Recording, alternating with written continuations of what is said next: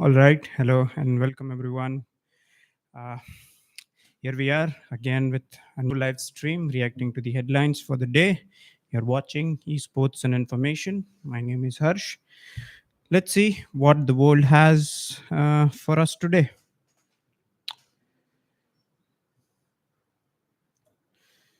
Yep. The rainy season is approaching, so the weather seems to be gloomy. It's largely, cloudy. So it's like when the summers were going on, you couldn't wait for sun to disappear. You couldn't wait for the excruciating heat from the sun to disappear. Now that the rains are here with the clouds, you wish to see the sun again. So it reminds me of this. It reminds me of this very famous proverb that I learned in while I was in school. That it says that man is fool when it's hot, he wants it cool, and that goes for everything. I mean, let's say for example, uh, right now you have something in abundance, and there is something that you don't have, and you'll crave that thing. But eventually when you uh, attain the thing that you were craving, so then again it's like, oh, was this really worth it? Was this the thing that I really needed? So yeah, on that note, let's begin with the reacting to the headlines for today.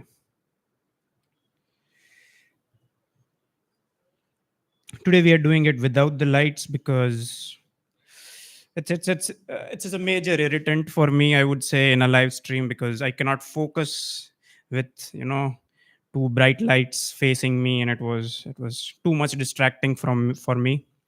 So yeah, ignore if the lighting for this video is not so good, because I wasn't really in the mood today to have it in the light. Yep. um, Okay, we have a bunch of information over here. We will start with Reliance Jio. Okay, Reliance Jio introduces new unlimited 5G plans to be available from 3rd of July. Okay, we remember how Jio launched 4G services over here. It started off by giving bundled free services to the people, and when it had hooked on people to using internet on a regular basis, then it started charging money for 4G, and eventually it ended up being at par with other companies as well. So a similar tactic could be seen in its 5G rollout.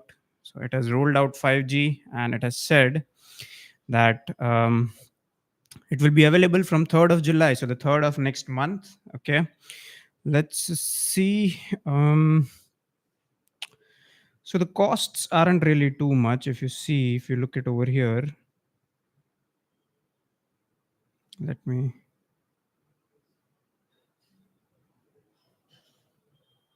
It's just the same thing. It will be uh, monthly. You'll have 299, 349, 399, 499. So this remind me of a speech that was very famous, a speech delivered by Mukesh Ambani, wherein he says that data is going to be the new oil. So I guess it was very early for people to comprehend what he exactly meant. But right now we really understand you know what was the meaning. Okay, so there are some terms and conditions for 5G rollout of Geo. One of them is unlimited 5G data will be available on all 2 GB per day and above plans. So you cannot have 5G less than 1.5 GB per day. So if you wish that you need fifth generation internet, you'll have to recharge it for more than 2 GB per day. The new plans will be made effective on 3rd of July 2024 and can be opted from all existing touch points and channels. So I guess what he means is, you know, touch points and channels, meaning all the local stores around there.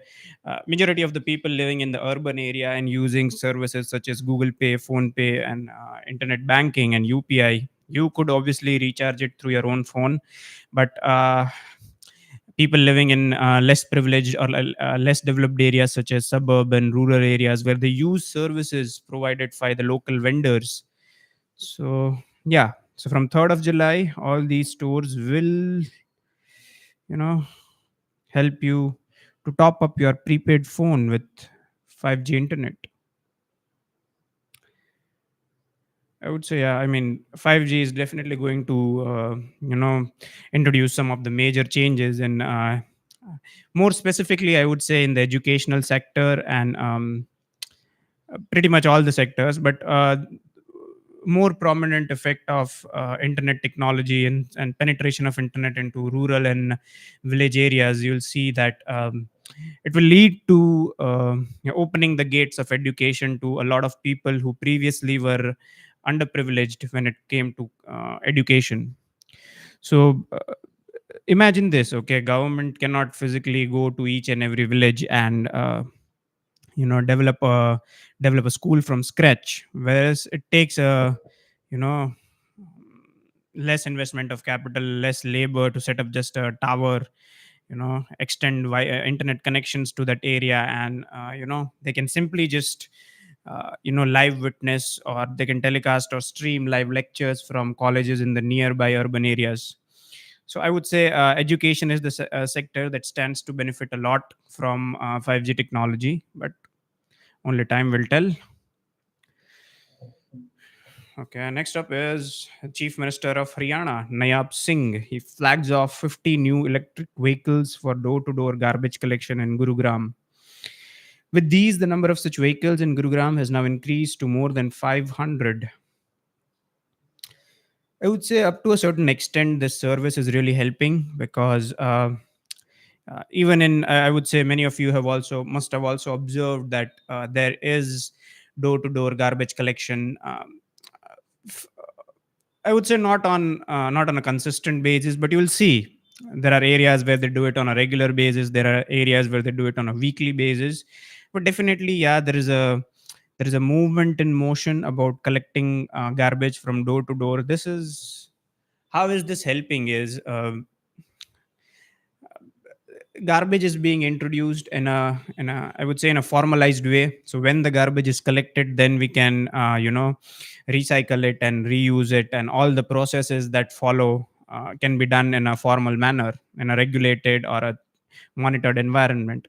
But when you just dump your garbage at different places around your home, it will just uh, you know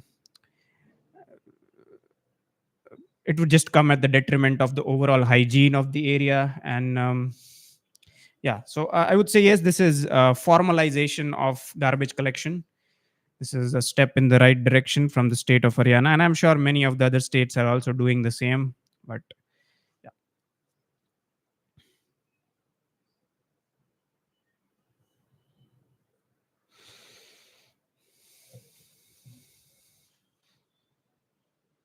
Next up is three new criminal laws: Bharatiya Nyaya Samhita 2023, Bharatiya Nagrik Suraksha Samhita 23, Bharatiya Saksha Adhiniyam 2023 will speed up justice delivery in the country. It's about time that we, let go of these colonial shackles.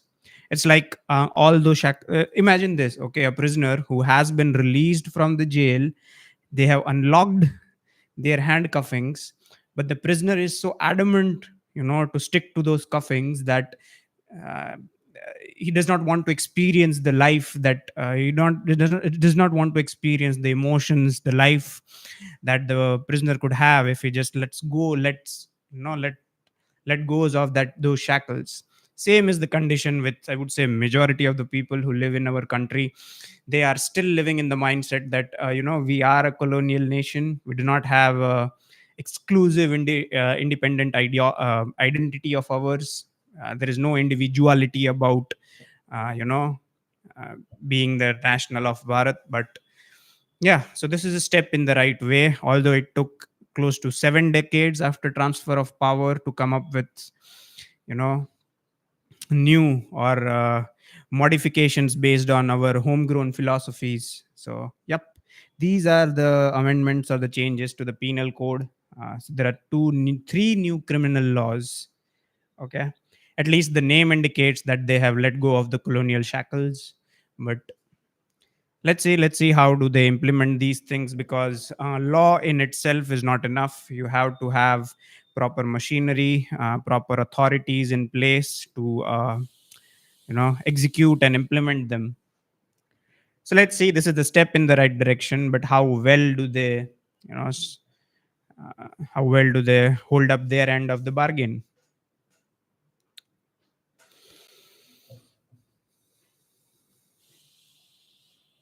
Striving for new heights, Indian Railways has achieved notable coach and locomotive production in the month of May 2024. For those of you who don't know, railway is the only profit-making enterprise for Government of India.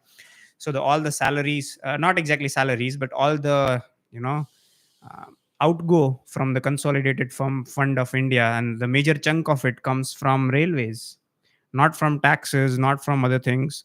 So the majority of the earnings of the union government comes from railways. Railways is a profit making enterprise, revenue generating enterprise for the union government, and developing it more would just add to more liquidity or availability of liquidity for the union government.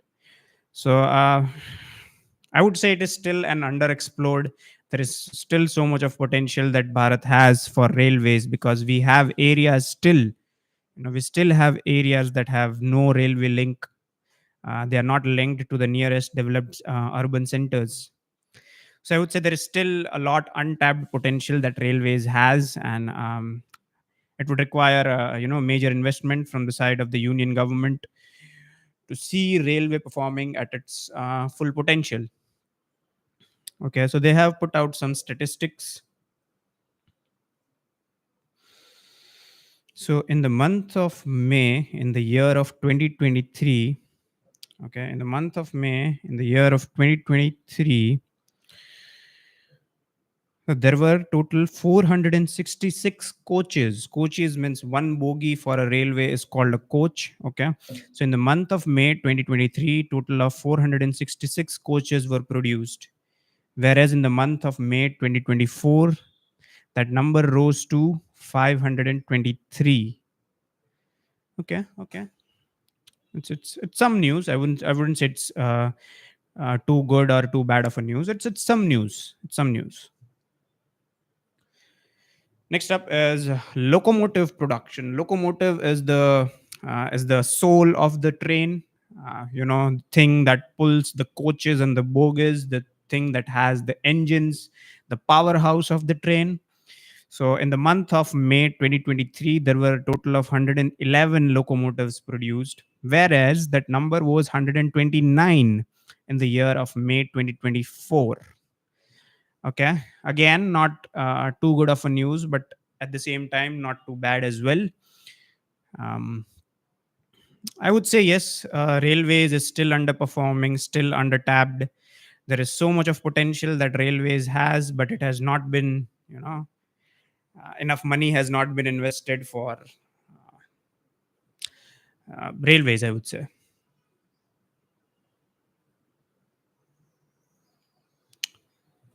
Okay, okay, this was no, this is not it. So there was this military exercise. There was this military exercise going on in the country of United States of America. The name of those exercises was Red Flag, not the other red flag. This is Red Flag. So these exercises. So the Rafale fighter jets that we have imported from France, they were participating in the United States in a military exercise. Some games were going on over there. So now they have returned, but they did not take an entire, like a journey, a continuous journey towards here. They had a few layovers in between, and so here it is. IAF.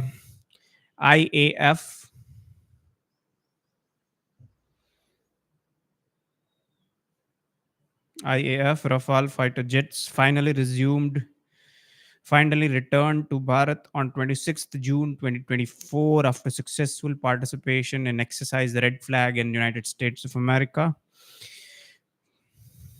While on the return, a refueling halt was planned at Lajes, Portugal. I don't know if I'm saying that correctly, where Mr. Manish Chauhan, the ambassador of Bharat to Portugal, interacted with IAF team and exchanged mementos. Subsequently, the contingent split into two teams and conducted a joint exercise with Egyptian Air Force and Hellenic Air Force of Greece, respectively. Okay, so while returning, they made two stops, one layover in Portugal, the Lejes town of Portugal, where they refueled those jets. The ambassador of Bharat over there has met the pilots as well, and while after starting their journey from Portugal, they again stopped over in Egypt. They participated with the Egyptian Air Force and even the Greek Air Force as well, and now they're finally back over here. There are also pictures that the AIR, All India Radio News, has put up on X about how those Rafale jets, they made a flyby near the Great Pyramids in Egypt. Interestingly, Egypt also uses Rafales in its air force. So yeah.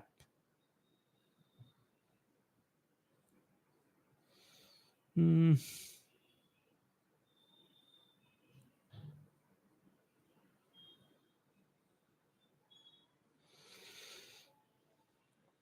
Celebrating democracy, we created history this time in the Lok Sabha elections of 2024. Okay, the union government has put out a number. Okay, they have put out a number about the total number of people who voted in the 18th Lok Sabha election in 2024, and the number is, okay, the number is 642 million voters cast their vote in general elections in 2024. So it's a world record, and they've also, to give you some perspective, so to compare it, okay, so 642 million voters, that is the number of people who casted their vote in the recently concluded Lok Sabha elections. It is equivalent to 1.5 times the voters of all the G7 countries. So if you add the total number of voters in United States, United Kingdom, France, Italy, Japan, Germany, and Canada, if you combine all of them, multiply it by 1.5, then you'll reach the number of voters that voted in the recently concluded general elections. I don't know what to make of it. It's more like a, like, yeah, if you think of it in the numerical terms, yes, it is a monumental feat, and I have made this abundantly clear in many of my past live streams as well. Nobody conducts elections on the scale that we do, but obviously there are still some challenges remaining. Some of the bogus voters, some, you know people from the neighboring countries, from Bangladesh, they have been granted Aadhaar card, and they have been granted voter ID cards. They have voted in the Lok Sabha elections as well. So yeah, we still need to consolidate making of Bharat, that is, making of the nation, that is Bharat. So there are a few things that are, now, and more specifically in this current era, they are non-negotiables for a nation to have. One is a clear cut policy of citizenship. Who is a citizen, who is not? Okay. Secondly, you need to treat each and every individual of your country, each and every individual of your nation should stand at par. Okay, no person should have, no person should have an extraordinary rights at the expense of others. If you are controlling religious places of one community, then you need to control religious places of all the communities, or you just let go of the religious places of all. Let everyone do it on their individual basis. Number 3, okay, no community in a nation should have special rights. Okay, every citizen should be treated at par. Okay, It's more like yeah, uniform civil code. We still don't know the nuances of uniform civil code, but yes, each and every citizen of a country should be treated at par. Nobody should have special rights. Okay, so this is that these are the non-negotiables if you want to, prosper, if you want to flourish as a developed nation. Otherwise, at what cost are you pursuing the development? You are pursuing development at the cost of at the cost of other people, I would say. Now here I'm not talking about reservation, because time and again people will bring this up, that if you advocate equal treatment of all the citizens, are you also against reservation? I am against reservation, but for entirely different reasons. Okay, I do not advocate that reservation should be completely and absolutely abolished. That is not the point that I'm making over here. But there needs to be some change. There needs to be some regulation. There needs to be some monitoring as to how are the policies of reservation being used. But yes, those are the three things that I've mentioned. You need to absolutely do it. It's been what, like 7 decades since there has been transfer of power, and we transformed into a sovereign nation state. And no political party so far has displayed political will to consolidate the nation that is Bharat. It's a sad reality, but we need to accept it. It's only after accepting a reality that you can move forward. And we are still yet to get to terms with who exactly is a national hero and who exactly is not.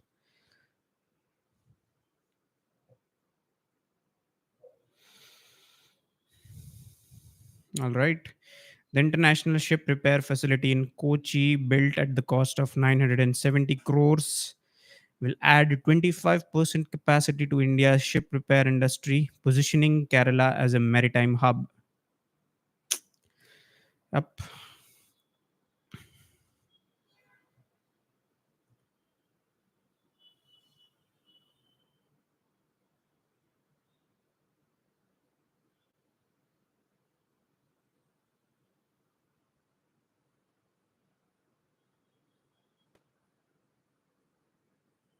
Hmm. Yeah. So I guess it was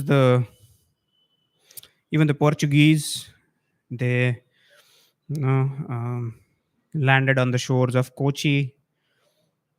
And the Brits, I guess they came to Surat. They landed first time on the shores of Surat, but it was the Portuguese who landed for the first time on the shores of Kerala, the land of Parshurama. Okay. Yep. So there's a new ship repair facility that has been built up in Kochi, the port of Kochi, at the cost of 970 crores. Let's see how this will end. It is, it will definitely add to the capabilities that we have in the area of shipping industry. So let's see how well they are run.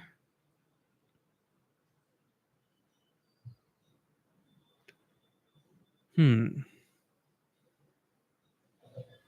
So Paraguay, the South American country, has also entered the International Solar Alliance. Okay, keep in mind, International Solar Alliance was started, and the initiative was taken by Bharat. It's International Solar Alliance. Their aspirations are to shift, shift the generation of power, shift it away from thermal and fossil fuels. So yeah, Paraguay is the next country. In fact, it is the 100th full-time member of the International Solar Alliance. Yep, I would say yes. So Bharat, being a developing society, has you know has went on, and she has done her bit to make contributions to the efforts that are fighting climate change. And our society has always been climate friendly, I would say. The entire idea of consumerism has come from the West. We were never uh, you know a society that runs on consumerism. We have never been that society. It's something that has come from the West. That is why it is It is partly one of the reasons that we don't have, too many brands proliferating in our market, because we do not depend too much on consumerism. I guess I could be wrong. I could be wrong, but this is partly one of the reasons why we do not have too many brands, because we do not, believe in this idea of consumerism. So yes, Pragve, welcome to the Alliance, International Solar Alliance.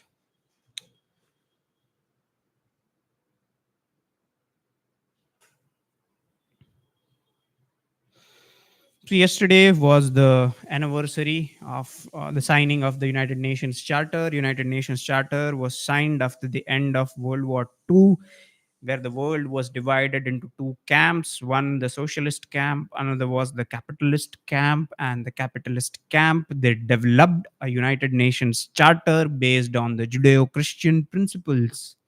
Okay, these principles in the charter, they do not represent the entire global community. They weren't framed after, after, uh, I would say, um, after negotiations and after, meetings with all the other countries, who were the victims of colonization, who were, you know uh, who were administered and governed by the colonial countries. So they were not represented sufficiently at the United Nations. So they set up a United Nations based on the principles of the philosophy that came out of the West. But now we are asked that you need to abide by these principles, abide by the Judeo-Christian principles. Now, I'm not saying that all these principles are inherently bad. Obviously, there are good principles over here, such as principle based on human rights and all the other things.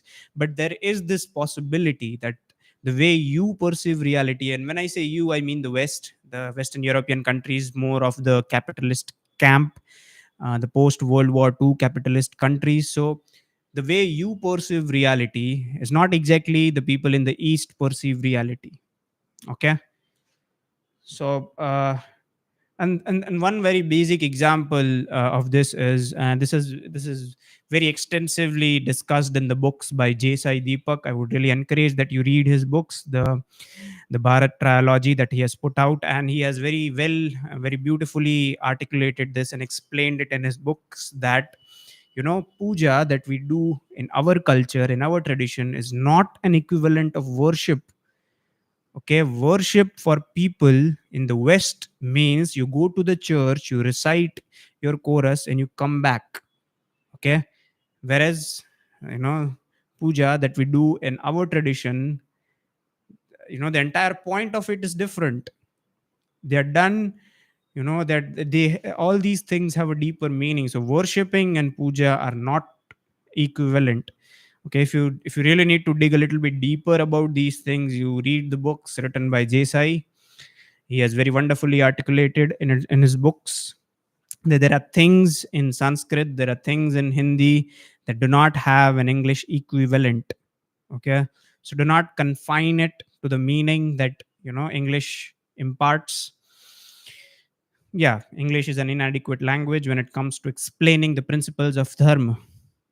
Yep, it is what it is. All right. So yeah, yesterday was the day to commemorate the signing of the United Nations Charter. I would say yes, you should give due credit, and up to a certain extent, United Nations has stood up to its idea of bringing some order to the world. But that order is based on the principles that they themselves drafted without consulting all the countries. So now that there is time, now that there are no colonial masters, now that there are no countries under the influence of colonialism, why don't you renegotiate the United Nations Charter? What's exactly stopping you? I'll tell you what is stopping you. Okay. Now that you are in a position of power, you do not want to relinquish it. It is what it is. Okay. Once you are in power, you do not want to let go of it. All right. Let's see what else do we have for today.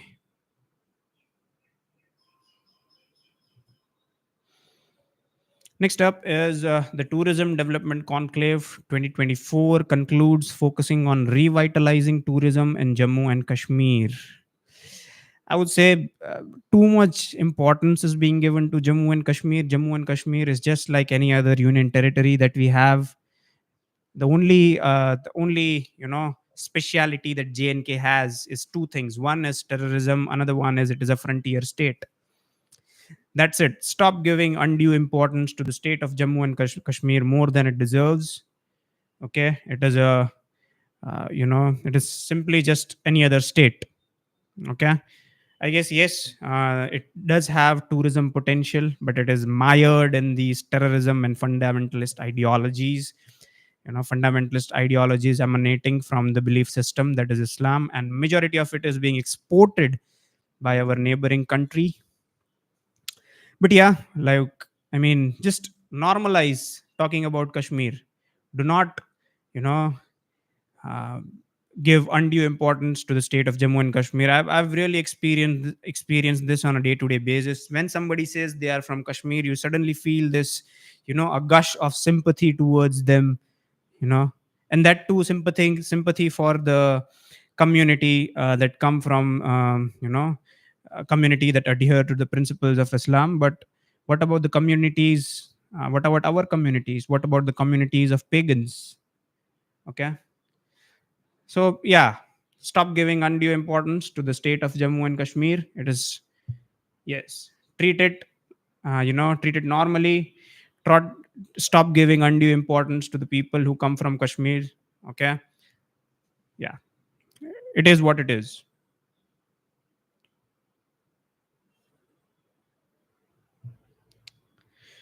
Next up is Uttar Pradesh. Yogi Adityanath does surely know how to make news. The Uttar Pradesh CM launches distribution of loans to MSME units. Okay.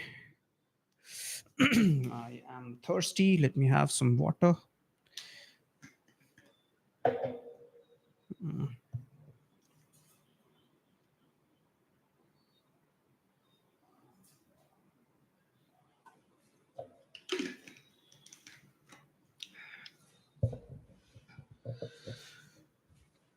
All right.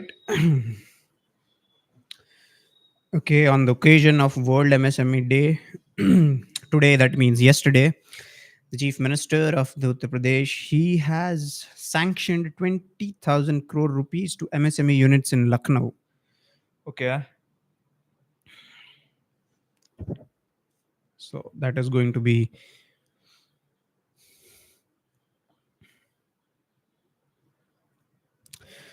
okay. Mr. Yogi said that MSMEs play a significant role in industrial development, and as different regions of the state are producing distinct products, he highlighted that after agriculture, MSMEs provide the most employment opportunities through the one district, one product scheme. Uttar Pradesh has gained recognition worldwide. I mean, regardless of the area that you belong to, you could belong from Odisha, you could belong from Tamil Nadu, you could belong from the land of the Kannadigas. I'm sorry if I'm saying that incorrectly, but the point that I'm trying to make over here is, uh, each and every part of Bharat has some or the other local way of doing things.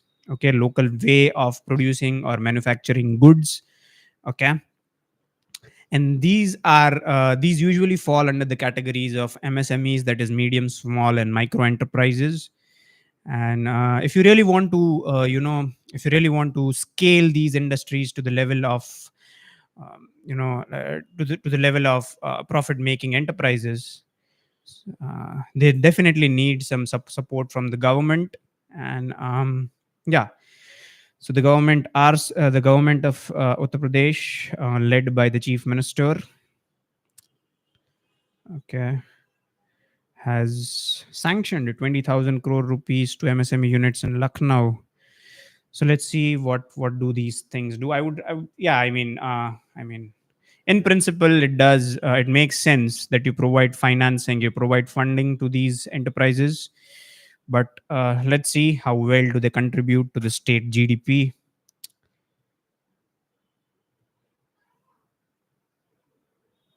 Okay, what is this? All right, let's move our attentions to two countries, Kenya and Bolivia. In the previous live stream, we had covered that Kenya, the political leadership in Kenya, they tried to raise taxes. They tried to raise taxes on breads, sanitary pads, many of the medical goods that they provide. And the reason why they tried to raise taxes on these goods was they were reeling under this widening fiscal deficit that they have, meaning that their overall debt was 66% of the GDP. All right.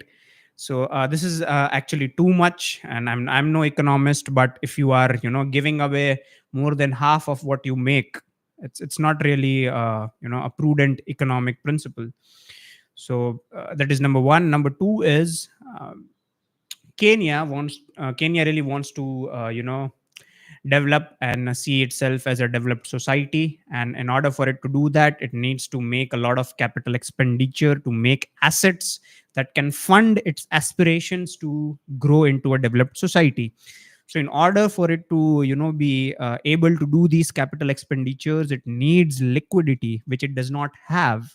So what do these countries do? They borrow these liquidities from international organizations such as World Bank, IMF, and these international organizations, they have some requirements. One of the requirement is that you should not have more than 55% of GDP as debt. So the Kenyan political leadership, they tried to raise taxes, and the debt that currently stands as 66% of the GDP, they aspire to reduce it to 55% or lesser than it by increasing taxes to enable it to borrow money from international organizations. So the political leadership, they brought this financial bill into the parliament, but the people, they went crazy. They were not willing to pay larger taxes because it has further economic consequences as well, because when you raise taxes, you decrease the spending power of the common people, and the common people do not really appreciate when you take something away from their pocket without giving them something in return. So yeah, there were many protests all across the land of Kenya, and there are also people who lost their lives. The police forces had to launch tear gas shells. They had to use arms to um, they had to use arms to discipline the protesters. But yes, the political leadership has listened, and they have taken back those bills. Same as with Bolivia. Bolivia, we also covered this one in one of our previous live streams, that in fact the live stream of yesterday, that there was a military coup attempted in the country of Bolivia, and there is also some further development as well. But yes, there was a coup that was attempted. The military tried to take over the democratic leadership in Bolivia. However, they failed. The general who tried to overtake the democracy has been arrested, and he has been, like, an example has been made out of him. He has been arrested on live television. Okay, so yeah, this highlights that whenever the common masses of a country, whenever there is an economic hardship going on, you know so these are the dangers that the democracy faces in a country where you see that there are economic hardships. Because in the end, it is the people that make a country, and if the common people are not being able to survive economically, so they will definitely take to the streets. Yeah, so these two countries, they highlight. And speaking of Bolivia, there is some update on that front. Okay, now the Bolivian president denies prior intelligence of coup planning. So the military general who tried to overtake the democracy in Bolivia, he said, okay, he has alleged that the current president requested him to do something to boost his popularity. Okay, now I guess we'll only know what is the degree of truth in this claim. But the general who tried to tried to militarily take over the leadership. He has alleged that it was the president who urged him to do something to increase his popularity. So we don't exactly know. But on the other hand, okay, on the other hand, the president of Bolivia has denied that he did not know about the coup. So, like I said, you cannot trust these politicians, and let's see. Only time will tell if they will put this out in the public domain. Whether uh, you know uh, who exactly is to be blamed for these theatrics. Tried to the theatrics that were undertaken by the military through the general. Next up is Egyptians. In one of the previous live streams, we covered that there are, electricity power cuts in the country of Egypt. They do not have sufficient natural gas to burn to generate electricity. Okay. Now what that has done is the students of Egypt, they are not able to focus on their studies because they are having regular power cuts. Like I said, education these days has been, and more so in the post pandemic world, it has been, you know technologized, if I may use that word. There has been technologization of education, and you cannot envision a future of education without technology. Okay. So now that there are power cuts, okay, power cuts in the country of Egypt for whatever reasons, okay, they have been reeling under the devastating effects of heat waves. They have had slightly higher temperatures these summers, so there has been rise in domestic consumption of power to use air conditioners. So yeah, so this has led to the state of Egypt imposing power cuts. Now what this has done is students now they are looking for places to study where there is electricity available. So public libraries, public restaurants, public cafes where there are air conditioners, internet, and power availabilities, so the students can study. Okay. There are also news of Reuters has also mentioned it on their website that there are also people like they are this is some version of pooling. Okay, just like you carpool, they're also house pooling. Okay. So let's say there is a group of people and they all live in different parts of Egypt. So they collaborate, they coordinate, and whenever a house has electricity, they all gather at one place to study. So there are study groups being organized, and yeah. So there has been statement by the Prime Minister of Egypt, and he has said, okay, these are the words. On Tuesday, Prime Minister Mustafa of Egypt said that we would need to import $1.2 billion of fuel, of oil and natural gas, to end power cuts exacerbated by heat waves that has driven up electricity consumption. Okay, so they need to import like somewhere close to $2 billion worth of natural gas and oil to stop power cuts. And they're also reeling under the problem of liquidity challenges, because if indeed it had these resources available at its disposal, it would have imported natural gas. But since it does not have, they are resorting to power cuts. All right, Egypt, hope you recover soon from these things. Next up is, I really did not want to cover this, but since it is there on the Reuters website, I would cover it. The United States Religious Freedom Report notes violence against Indian minorities. It's a joke. Okay. I don't give too much of attention to these reports. These are politically motivated reports. These things hold no water. Okay. So here it goes. Okay. For a change, why don't you focus on minorities in the Islamic Republics of Pakistan and Islamic Republic of Bangladesh and even Afghanistan for that matter?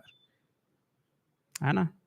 It is because we seek validation from the West. Okay. Hence, these countries keep on lecturing us and keep on moral policing us about how we treat our own citizens. Okay. I can guarantee you, all right, minorities in the land of Bharat are treated way better than minorities in any part of the world. Okay. So stop lecturing us, stop wasting your stop wasting your papers in publishing such reports. And so if you're still hell-bent on publishing these reports, I would really urge the nationals of Bharat to stop paying attention to these shitty reports. These things should not bother us. In fact, I would really urge the Union Government of Bharat to publish a report about how Ivy League institutions, okay, how these Ivy League institutions, how were they coping up with these protesters, okay, in the recently Israel Hamas conflict. How were the protesters you know behaving in those Ivy League institutions? Those institutions are supposed to be the beacon of how people should be treated, how people should behave. You are the Ivy League institutions, you should teach people how to behave at an international level. Okay, so why don't the Union Government of Bharat comes out with a report analyzing all these students? Okay, they are learning from the Ivy League schools, but still they behave like savages. Okay, not only they were protesting, but they were attacking people who do not agree with the premise of their protest. Yeah.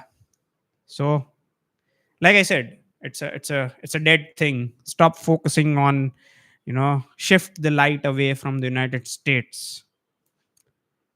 Okay, that's all what I'm saying.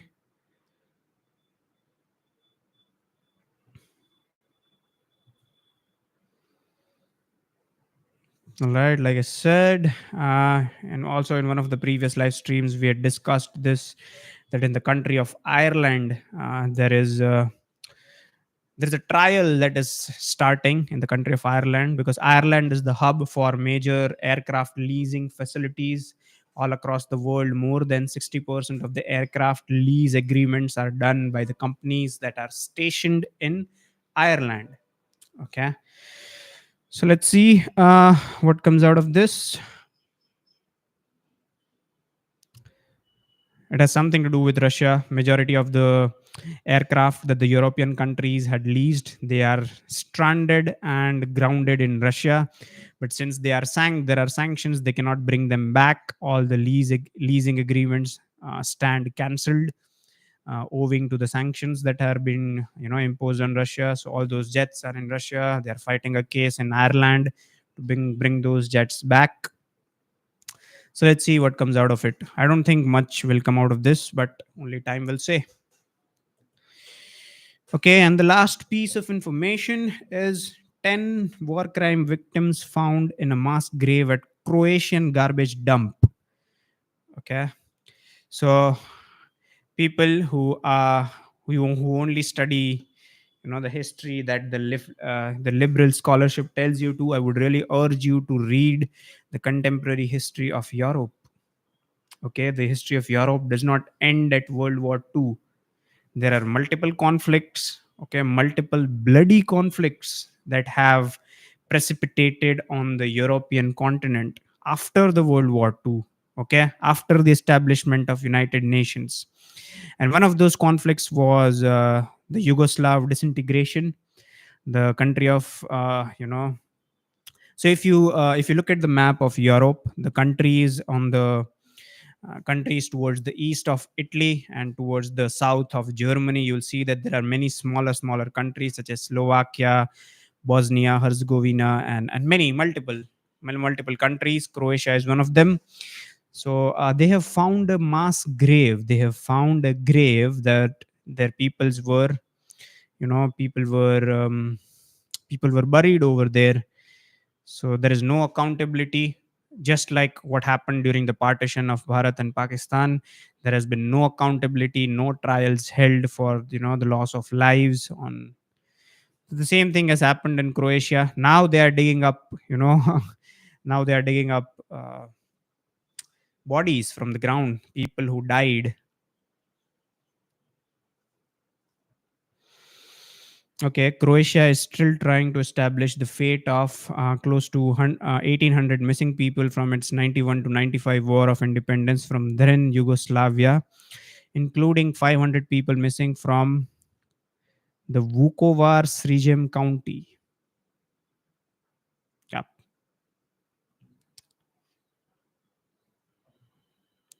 So I would really urge you guys to look into the contemporary history of Europe. How have those countries that right now, we are lectured into believing that these are the countries that you should look up to as models of democracy.